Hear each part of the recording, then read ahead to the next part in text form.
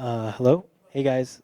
How's it going? I'm Sam, one of the co-founders of Frax. Honestly, I didn't have too much here. It's an open AMA. The presentation is after, which is a kind of funny order. So I just thought to have a open mic AMA, hang out, and don't even have to really stand up here. Can go around, and then the actual keynote is, I guess, on the main stage. So yeah, if anyone has any questions or anything, or if you want to just hang out, yeah.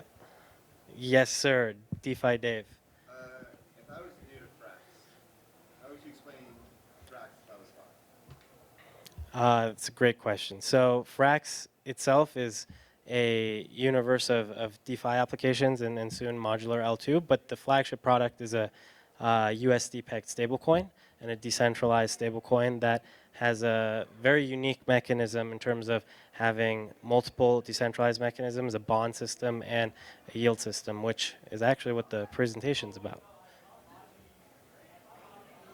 Anyone? Anyone? Oh, okay. DeFi Dave, yet again. Can you go into the evolution from starting off as a stablecoin and then releasing a bunch of stablecoin products and then now launching your own L2?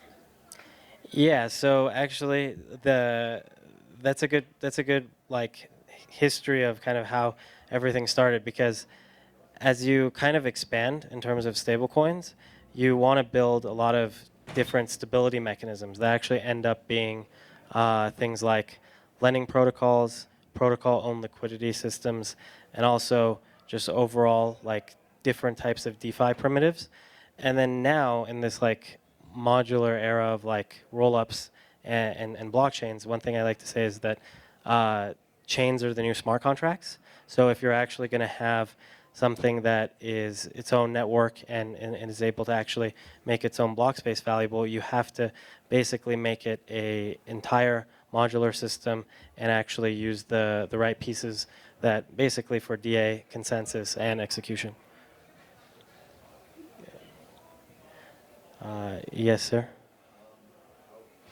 Can you explain how Fractal will be like the first application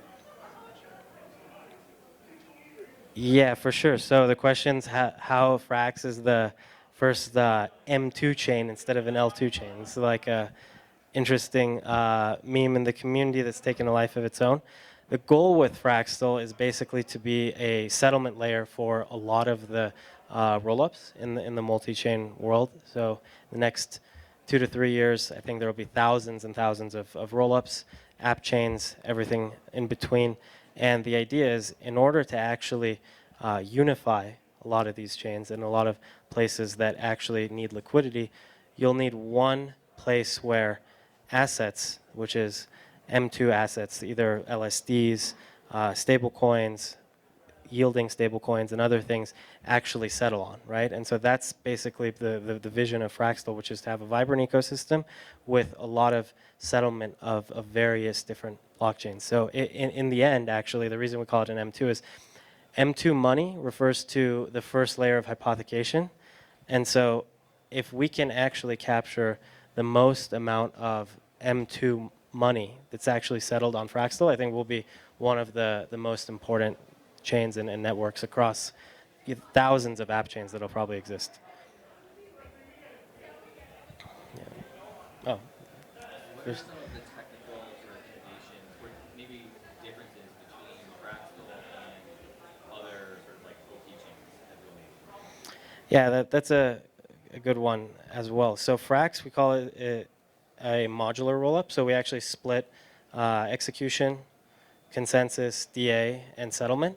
And the idea behind it is that we basically have a op stack rollup for the execution. So everyone building on top of Fraxtal has a very familiar system, very familiar way to actually build applications. But then we also have a middleware layer that we're developing so that anyone can actually push ZK proofs of state or have an enshrined bridge that actually verifies their state and actually settle their state on Fraxtal itself. So that one is under development, and so we'll launch that later. So right now on the initial launch, it is a full network of an OpStack mainnet people can actually start building, and then later you can actually settle not just on the Ethereum execution environment, the OpStack system, basically something like Base, right? That's the initial release, but then think of it like Base plus a middleware layer that has consensus and settlement. That's the final form, and that's a very different thing than an app chain that uses, for example, just optimism and has an enshrined bridge on Ethereum L1, and it has like DA either on Celestia or Ethereum or somewhere else. Yes, sir. Why did you decide to process withdrawals on Frax Ether? Why did we or oh, why did we build the withdrawals on the Frax Ether system? Oh, that's actually very interesting. What, as opposed to not doing it? Or? Oh, okay. That's a very good question. So, the way that Frax Ether and also actually the Frax stablecoin that's pegged to the dollar works is there's protocol-owned liquidity for people that don't know, and a lot of people buy and sell the asset on Curve or AMMs. And I think your question is how come you have very specific way of just redeeming one for one ETH from Frax Ether, right? Yeah, you can just go to the application and redeem directly. Yeah. Initially, at launch, that wasn't the case. That wasn't the case. You're right. The real reason, to be honest, is because since Frax Ether is a LSD, we call it a stable coin as well because it doesn't that token doesn't have yield. We wanted to have like just a place where everyone can honestly see you could just get one-to-one Frax Ether for one ETH out at any time, and anyone that comes can actually just get exactly the collateral out. And also that makes it so that you don't actually have to decide whether to take the exact 0.99, 91 or 0.99 whatever it is, right, on Curve or something at that exact time. If you're willing to wait, you could always get, if you have, for example, 2,000 Ether, right, and you don't want to actually have any kind of price impact, you can get 2,000 Ether. If you have 2,000 Frax Ether, you could get 2,000 Frax Ether redeemed immediately if you're willing to wait for the actual queue, right? So maybe one day, I'll actually talk about it in the presentation. Maybe one day we'll have redemptions for Frax stablecoins as well, in a way to get exactly $1.000 out as well through like an RWA pipeline. Would you, yeah, as a follow-up, would you not have recommended we do that, or? I have an opposite view. In fact, Actually, go ahead, please, because it's open. Yeah. I have an opposite view because I don't think it's like the efficient way to do things, but I can see why you would want to incentivize large actors to deposit and have the confidence that their assets can be immediately redeemed without a cost. And the question is, does the data say that it has worked? That's a good question. What kind of data? Actually, what's interesting, like, I think there's been a decent amount of redemptions, but I guess what's your alternative view? So just to rebalance the AMM from protocol and liquid. Just rebalance it. Just like buy back, have some bounce in the system. When does the system actually buy back? How tight do you want it? And of course, you can have it very tight, tighter than the 1.1. So I think that it would be more efficient to let the market do its job by rebalancing it that way.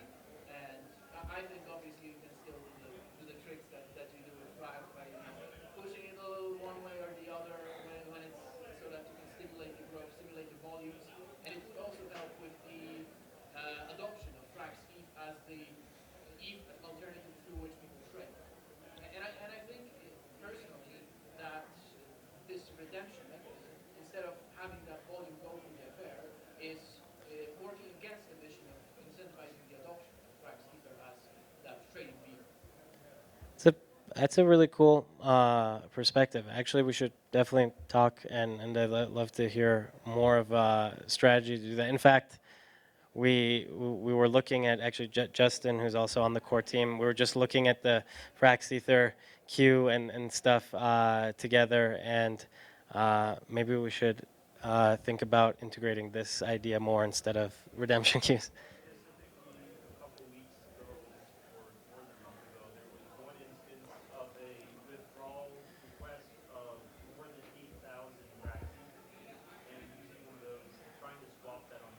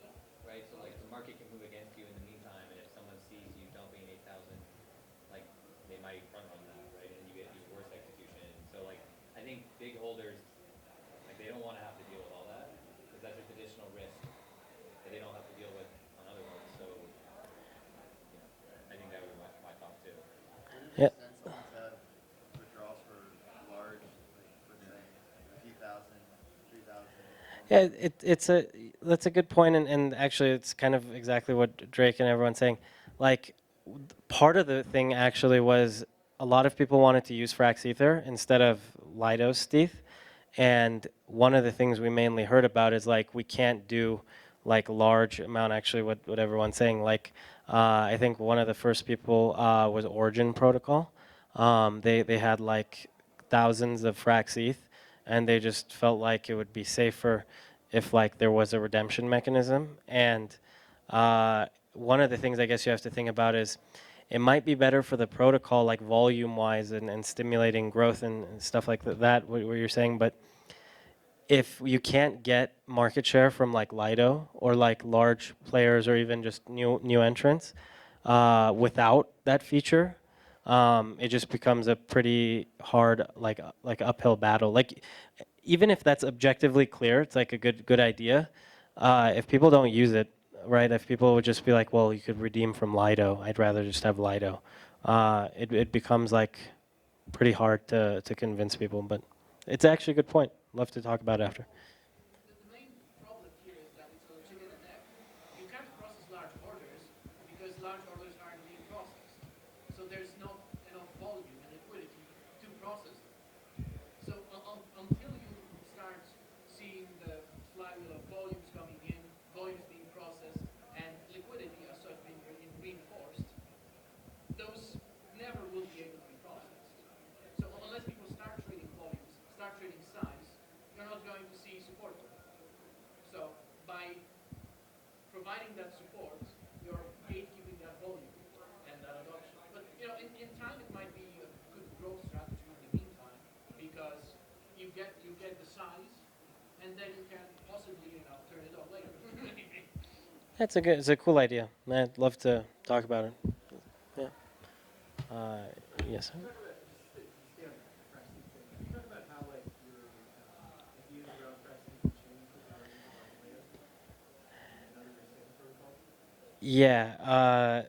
So at first, okay, I'll be honest. At first, when Eigenlayer came out, I was a little bit skeptical about the size of like restaking services that would have to be people actually paying to move the needle on making yields any different. Yeah, right. Like think of the amount of like Oracle's DA or something, right? I'll be honest, I was a little bit skeptical, right? Like think of the math, like even things like DA, like Celestia, right? They don't make a lot of revenue right now, right? And the idea is they're super cheap, right? So if you think of Oracle's DA, other uses and things like that, I didn't really get it. The idea is brilliant, right? Restaking and actually like leveraging the ETH validator set, but I just didn't think the unit economics of it makes sense. But then it was like a bull market, and I think Eigenlayer has like a 50 billion FTV or something, and I said like, okay, well they can incentivize 25 billion for like a decade, so I'm stupid for thinking about it like that. So I totally changed my mind, and I was like, hey, let me farm some Eigen points and everything. So the numbers now work out. But the idea is brilliant. The supply side, I don't know until the market pumped. Now I know. So, yeah. Moving into the side of Bitcoin with Frax BTC, this is a direct question from Crypto Investor. Oh, Will okay. there be a two-token model similar to Frax ETH, where there's a Frax BTC and Frax BTC? And if there is an Frax BTC, will the yield be coming from ETH staking yield, or will the yield come from somewhere else? Oh, this guy is so deep in the ecosystem. He knows exactly. So, for people that don't know exactly, our LSD, any stablecoin that we have, we basically have a token that's just the unit, right? Like Frax Ether, it does not yield. Frax, it's pegged to USD, it does not yield. And then we have a staked version, which just gets close basically to the risk-free rate, whatever the closest thing is in that system. That's like a zero duration rate. He's asking when we launch Frax Bitcoin, which is like our Bitcoin stablecoin later, not anytime soon right now, but after Frax will launch and everything, if there will be a staked version of that, so there will actually be literally a place where everyone can actually get some very, very low risk, near risk-free rate on Bitcoin. One thing I can say is it's not going to be ETH yield. We're not going to split up the yield from like the LSD to like fund the stake Bitcoin. But I think there will be SFrax BTC. So like there will be a way for people to actually store their Bitcoins in a extremely low risk. I don't want to say risk free, especially because Bitcoin's proof of work. There's no way to get basically yield from the issuer itself, from the POW chain, other than mining it. But there will be SFrax Bitcoin, and it'll be a maybe not extremely high APR, but I think even if there's 1%, 1.92% way to get yield denominated in Bitcoin, I think we could have billions of dollars of Bitcoin settled on Fraxel. And to add to it, he also asked, will it be used in currency instead? It's a good question. Eventually, every Frax asset should be able to be used on Fraxel from account abstraction, right? And like I was saying before, we use OpStack for the execution environment. So when the optimism roadmap is fully account abstracted so that you can use anything, yeah. But when it comes to the consensus and settlement from like the ZK proof aggregation, that's going to be most likely FXS. That's going to be the actual staking token. Yes, sir. So, sorry, I don't hear you talk that much about FinRes BC, right? And it sounded like you set it up as a vehicle that was needed in order to like create a on-chain experience.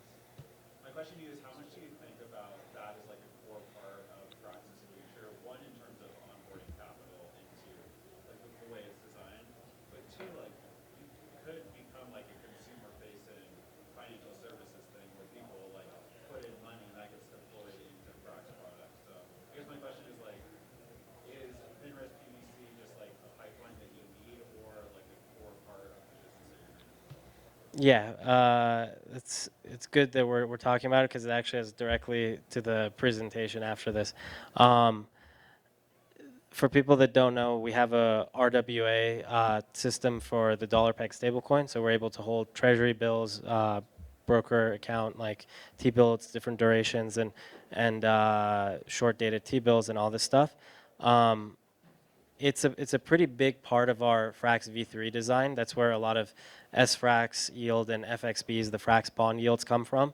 That's actually what the presentation is about. So it definitely is a core part of our long-term stablecoin future and roadmap. But I guess the right way to say it is that we're trying to move the Frax dollar peg stablecoin to become safer and safer and safer as time goes on.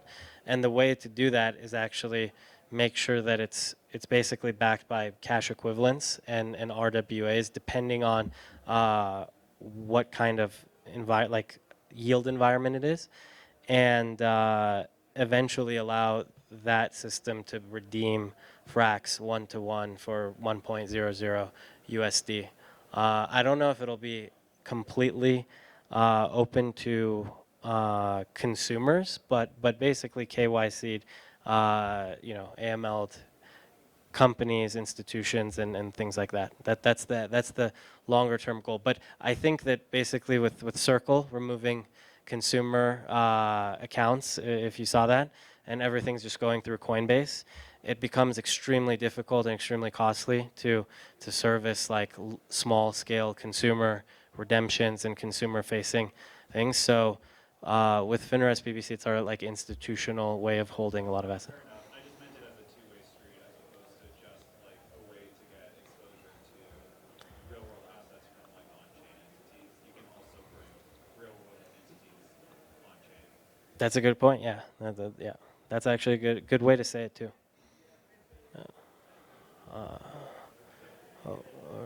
Yes, sir, Dave. What's the status of Frax V2? When do you see that coming out? Yeah, so Fraxeth V2 is the way that we're going to decentralize the LSD system, and so that is slated for I think probably like end of Q2. Most of it is done. It hasn't gone through the final audit. We've set it up, and the audit date is like end of March, I think. Yeah, so Q2. Yeah. Well, yes, sir. Speaking of Frax in Q2, I've heard that you will not be utilizing any AMOs in Q2 and just doing the lending to stables. Yes? Uh, no, but it'll have protocol owned liquidity and curve. So basically, just the curve ammo for idle ETH that is in the lending pool that no one's borrowing will be LP'd in the Frax ETH WETH curve pool. And if someone wants to borrow that to spin up their validators, then they push. They're paired with Frax binary, yes? Yeah, yeah, yeah. Why not also a lending? Oh, you mean literally just mint Frax ETH into like make it a CDP system? You know, we've thought about it for increasing yields and stuff, but the only way to actually have that is if people want to borrow Frax ETH, right? Like basically, Why, if adoption of it is good, volumes are good, people actually want to trade with it. we've thought about it.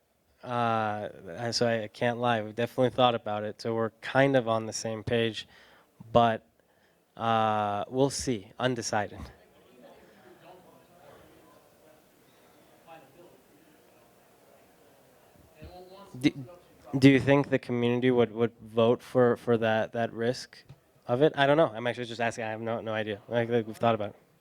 We can propose it, or you can propose it actually, on the governance forum. well, I have no money. No, but it's a good idea, and I'm not gonna lie. We've thought about it, but the main thing is it's only as good as like you're saying, people shorting Frax ETH, right? Like people need to borrow it from like a, Not but necessarily short. If it trades against other assets, goes to other assets. Not necessarily shorting. Like if it trades against FXS, yeah. just buy FXS. Oh, if that's what you mean, that I think that is a pretty risky gambit. I thought you meant more like you have a Fraxlen pair, for example, of like, like let's say WBTC and then Frax ETH, for example, right, as the borrow asset. And someone says that I think Bitcoin is going to pump 10x and Ethereum's not going to do anything. So I'd like to use my Bitcoin as collateral and borrow tons of Frax ETH because I'm going to sell it for more Bitcoin. Those pairs exist, obviously. And directly against those, not going through Frax ETH, so that there's no sell pressure on your message. Yeah, though that is a good idea. I'm just saying I wonder how much volume it'll get, but that is a good idea. We've thought about it. Thought about it. If volumes are there, Yeah. incentives are there. Yeah. Oh, what's up? Yeah. Talk about FXDs more. Like right now, there's three maturity dates. Yeah. One for the middle of this year, the end of this year, and 2026. Like, as things grow, do you expect to add longer maturity dates, like 5 year, 10 year? I've been a pretty big advocate of adding longer maturity dates. So for people who don't know, in Frax V3, which is actually what the presentation is about after this, we have these tokens called Frax bonds, and they all have a different maturity date, and they all trustlessly convert to Frax stablecoin. So they're very much similar to actual treasury bills. What treasury bills are is they have a maturity date. You know you're going to get repaid dollars. You just don't know if dollars are inflating or they're pretty good pegged to CPI or not, right? We have 3 FXBs, right? We've launched them. There's you can do that up to a certain point. Actually, it is a good idea for smaller rates. But then, if you think about it, bonds move too, right? Like the bond actual price of T-bills moves when interest rates change. And so like if you basically fix the Frax-Len pair, like the actual like lending protocols rate to 0, so that someone's only essentially paying the increase of the bond interest, what you're basically doing is giving a 0% loan, right, to some asset that is volatile, right? Bonds do move up and down in price. It's a good idea for like small amounts because like small amounts isn't like 10% of Frax market cap or something. you get into the liquidity problem, and I don't know if there's like fans of liquidity, and I like liquidity a lot too. But one of the main issues with liquidity is fixed term borrowing, right? And so like it doesn't work in situations where the interest rate should be way, way higher than what it is. So in small amounts, it works well. Which is also why liquidity's market cap doesn't grow, because in small amounts, it works well. Wait, just to follow up on that. Yeah, go ahead. Yeah. To follow up on that, you said you like want as many Frax bonds as possible. So like liquidity problems, right? Like what's the long-term strategy of making sure that like if you have like a billion bonds, you're not just creating too many niches for people to trade into now. Yeah, I mean, bond market liquidity is always a big problem for people that are in TradFi and have TradFi experience.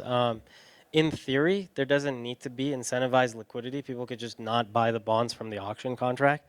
And if they do buy them, they just either have to hold them to maturity or like maybe OTC it or something like that, just like TradFi OTC that you pick up the phone and you're like, I have this many bonds or something. But I think there should be basically like a few major liquidity pools. Like right now, there's a 2026 FXB that has millions of dollars of TVL both on Curve and Arbitrum Curve as well, and mainnet. I think there should be a 2031, 20 maybe like 2029 and stuff. But yeah, you're right. Not like every single year, like because it's kind of pointless, right? Yeah. I think maybe just one or two questions or something, Dave, and then we can. Right, or how long does it go? Yes, yes, sir. So after the Frax launch, Frax V2, what's on the roadmap, like future roadmap? You talk about, oh, we have this 5-10 year vision. What is that 5-10 year vision? Yeah, and like this is a good time to emphasize like we've been here for a really long time, and we're gonna be here just like Bitcoin and Ethereum. So we think multiple cycles, uh, over time, and so the goal and the vision is that we think in the next like 5 years there will be thousands and thousands of app chains and rollups, especially if you've been around here at the conferences outside of Stablecoin Summit. Everything is app chain, modular, L2, different DA, and everything, right? And so the goal with Fractal is to basically make it the chain where the most amount of either app chains, modular chains actually settle their state to, and get incentivized to settle their state. So we have this Flocks block space incentives mechanism, which is kind of the way that our point system are distributed. And so anyone that uses Fractal for either building on top of or having an enshrined bridge or actually pushing ZK proofs to, they'll get a constant stream of points. And so a lot of people will have an interesting choice to make when they like go to a roll-up as a service provider or something, right? And they see, okay, I want to launch my app chain. I can do settlement on Base, Ethereum, this, Fractal, that. And then it says if you pick Fractal, you'll get constant rate of emissions. If you kind of think about it, it's a little bit like Curve, since everyone here probably knows Curve. The reason Curve is always in the kingmaker of like stable coins is that if you have a stable coin, you'd rather just stake it in Curve and just earn some CRV, right? Some gauge like emissions. It's better than just like having it in your wallet, right? And so Curve is always the place where people just go to stake their stable coins, right? And so what we thought is, okay, if we can actually replicate this idea of you just push some proofs to this place and you get paid to do it, and you can coordinate as many app chains to do this as possible and get paid to do it, all of a sudden you have like a very, very big hub, kind of a settlement black hole, because you can settle from all these different places, and everyone's doing it because they're following their own incentives just because they're getting paid. But then it's a very powerful thing to do, right? And so once you have like 5, 10, 15, 20 chains, it becomes so much easier to actually get the remaining like 100, right? And then once you have that, it's, yeah. That's the 5 to 10 year vision. But the first 20 chains, hopefully the first year, right? Yeah. Cool. I don't know if maybe just one more, and then we hang out and go to the main stage. Yes, sir? Are you still considering the actual bonding curve You mean like the like the idea that you can kind of leave VFXS for like a bonding curve idea? I've thought about it. I haven't really like modeled it out yet. I know exactly the governance post you're talking about. It's a really cool idea. We might be able to do something with the new version of VFXS deployed to Fraxtal. Um, but I think we might have to think about like the actual bonding curve. It's a little bit difficult to do it, especially on mainnet, to be honest. But it's a cool idea. I actually really like it. Yeah, cool. We'll be good. Yeah. Thanks everyone. Thanks for coming. And the actual presentation is after, I guess. So.